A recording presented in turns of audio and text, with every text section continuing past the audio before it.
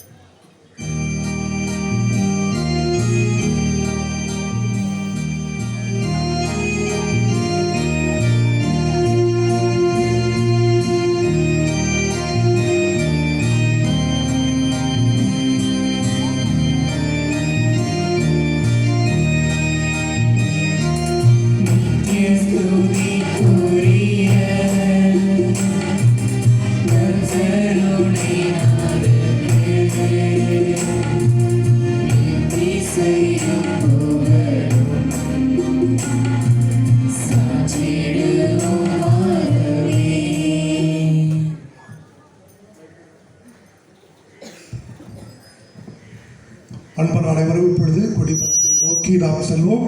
தூய ஆவியானவர்கள் அந்தோனியார் பாடல் பாடுங்கள். நாம் அனைவரும் இப்பொழுது நாம் கொடிப்பறப்பு சென்று கொடியை இறக்க நாம் செல்வோம்.